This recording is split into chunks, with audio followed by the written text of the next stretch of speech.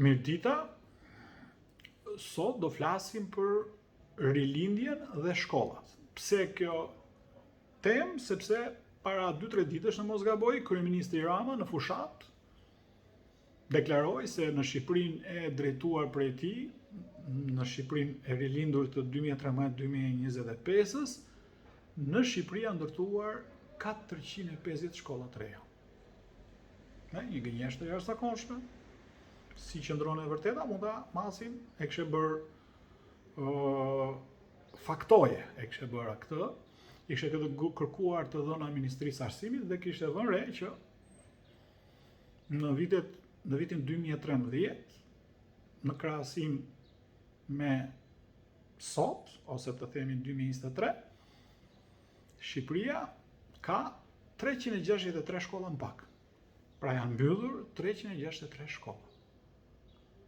Jo vetëm që s'janë ndërtuar 450 shkolla siç na thot kryeministri, por mungojnë në apel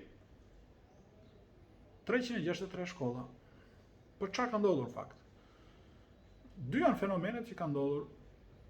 Së pari është ajo që ndodh prej historisë së njerëzimit dhe në Shqipëri, veçanërisht në vitet e tranzicion, por edhe më përpara, shkollat ekzistuese përmirësohen, marrin rikonstruksione, se janë ndërtesa, ato ka nevojë.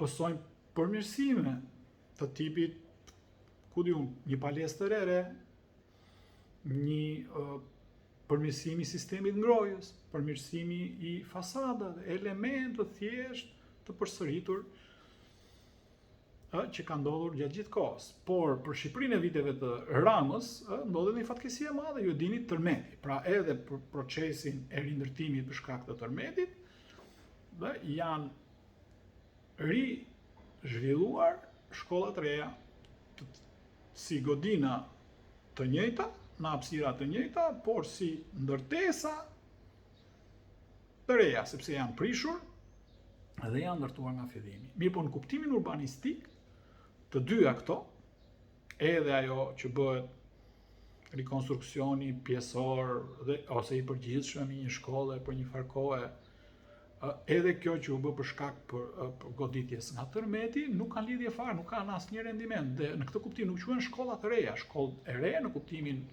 urbanistik të fjalës, do të thotë një shkollë e ndërtuar në një blok të ri banimi, në një lagje të re banimi, e cila është krijuar nga zero, mundësisht me banor të ardhur nga qytetet tjera, por edhe si rritje e shtesës ose si shtesë natyrore e popullsisë, por nga zero.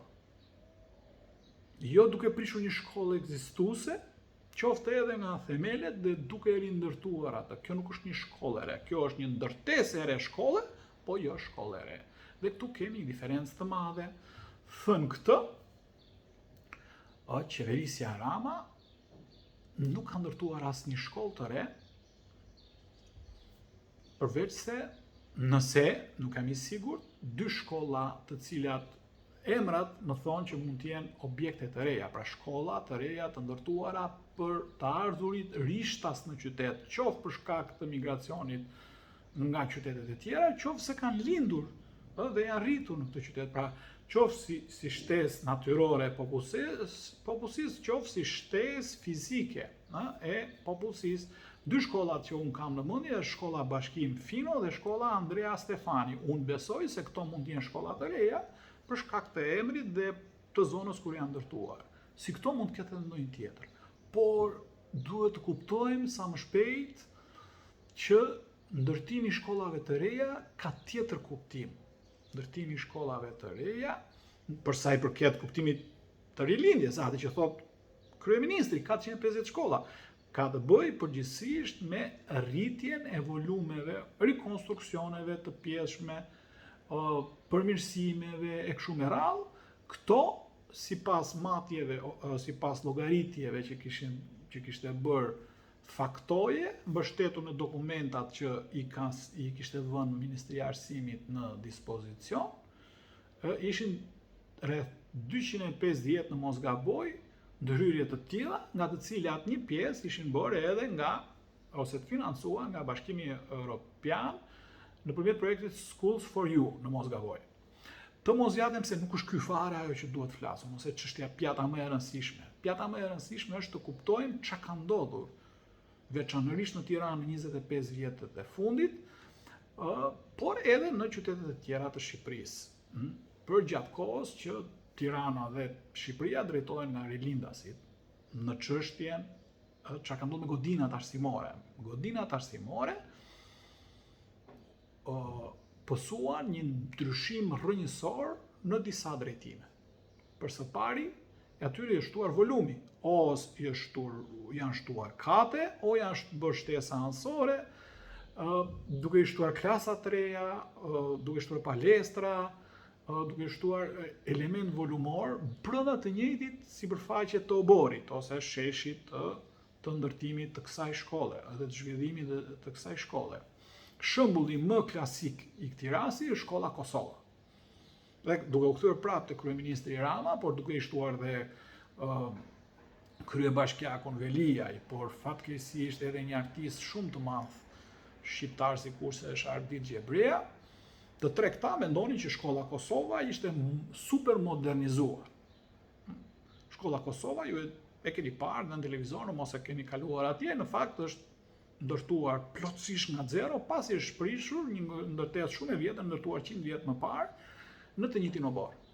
Pra është prishur një ndërtesë një katëshe me një koeficient shfrytëzimi të ulët dhe është ndërtuar një godinë 4 katëshe me një kat nën tokë, me siç e deklaruan ata, me shumë klasa, me shumë laborator, me biblioteka, me kështu gjërash. Por 4 katëshe dhe një kat nën tokë. Pra është rritur edhe si koeficient shfrytëzimi, si gjurmë quajmë ne urbanistët e objektit në parcelën ndërtimore, por edhe si lartësi kati, pra në kuptim edhe si intensitet në tërësinë e tij, si volum, është rritur. Përveç se është modernizuar. Dhe ky është rasti kur unë i bie shumë dakord me kryeministrin, me ish kryetarin e bashkisë, ai është akoma por është në burg, dhe me artistin Ardit Gjebrea, që shkolla Kosova është modernizuar shumë. Mirë po është modernizuar aq shumë, themi ne urbanistët dhe arkitektët, sa që nuk është më shkollë. Po, sepse shkolla ka nevojë si funksion arsimor, ka nevojë për godina të dedikuara. Pra duhet të jetë një godinë me disa specifika që t'i përshtatet konceptit shkollë. Jo çdo ndërtesë bëhet shkollë. Dhe ju keni parë sa që Sharaki janë këto shkollat private ku gjen në nivel 3-4 katëshe dhe e kthejnë në shkollë. Sipërmarrja private ka kthyer në shkollë. Ajo është një dështim total. Dështim total për sa i përket detyrës kryesore të një shkolle. Atë detyrë që ka shkolla nuk do hyjë kjo. Nuk e kryen dot më funksionin. Sikurse këto sajesat e kohës së tranzicionit, për shtatshmërisë së godinave të caktuara për shkollë, dhe njëjta gjë është edhe për shkolla, ndërtesat e reja ose pjesërisht të reja, të cilat kanë qenë shkolla, por u modernizuan aq shumë, u rritën aq shumë, sa që nuk janë më shkolla. E njëjta funksion është, ose e njëjta dinamikë është. Çfarë duhet të them me këtë? Sikurse e nisa, një shkollë kërkon, ose sistemi arsimor, kërkon që një godinë të realizojë disa karakteristika, të përfaqësojë disa veçori që të konsiderohet si shkollë. Dhe si e zgjidhim ne urbanistët këtë? Ne këtë urbanistët e zgjidhim që në planin e përgjithshëm rregullues të qytetit, ose planin e përgjithshëm territorial vendor, që quhet. Ne, në kuptim të njësive strukturore të qytetit, shpërndajmë sheshet e shkollave, ose mënyrën se si do shpërndahet shkollat. Pa i ndarë në çerdhe, kopshe, shkolla nëntëvjeçare dhe gjimnaze, nuk do hyjmë te kjo. Pasi e kemi shpërndarë në raport me popullsinë, njësitë strukturore janë në përputhje me një numër caktuar demografik që do popullojë këtë njësi strukturore.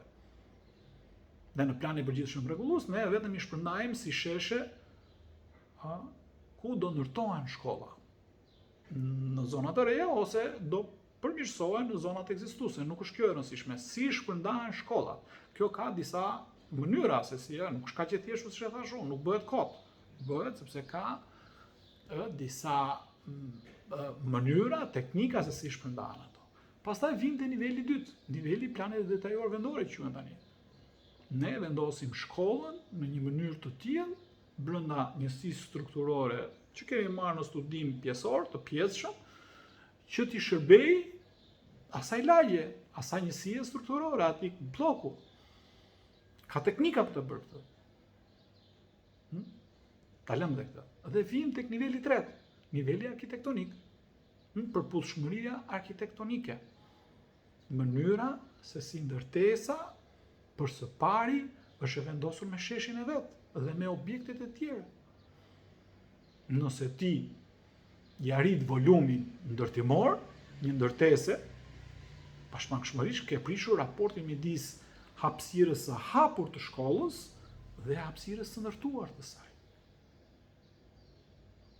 Prishur këtë raport, ti ke dëmtuar në thelb mënyrën se si zhvillohet aktiviteti mësimor. Një klasë, për të fatur elementet e shkollës, ka një format caktuar. Nëse del nga ajo, nuk është më një klasë. Për të zbritur një grup klasash, së bashku me mjediset e tyre ndihmëse, duhet formojnë një nukël i cili nëse s'është ashtu siç e na thot shkenca e arkitekturës për shkollat, nuk funksionon më. Për të ardhur të gjithë godina. Nëse e gjithë godina jo vetëm ka raporte të shtrëmta midis hapësirës së ndërtuar dhe hapësirës së hapur, nuk funksionon, sepse aktiviteti mësimor mbështetet si te njëra dhe te tjetra, pra edhe të aktivitetet që kryen në natyrë, por edhe aktivitetet mësimore që kryen brenda. Në një raport caktuar, nëse s'janë, ke dështuar. Ky është ajo që doja të thosha unë për shkollat. Pra, të gjitha shkollat e Shqipërisë që kanë marrë rikonstruksione me ndryshime të ngjashme me atë shkollën Kosova, mund të jenë modernizuar shumë. Jo vetëm si godina, por edhe si laboratore, mjedise të tjera që përfshin shkolla. Por nuk janë më shkolla. Jo se atje nuk merren dot njerëzit të futen me dhunë, ose edhe me dëshirë xhanëm, dhe të thuhet që këtu bëhet mësimi, por se aty nuk mund të kryhet dot më aktiviteti arsimor sikurse duhet. Miropafshim, flasim një herë tjetër për një çështje tjetër.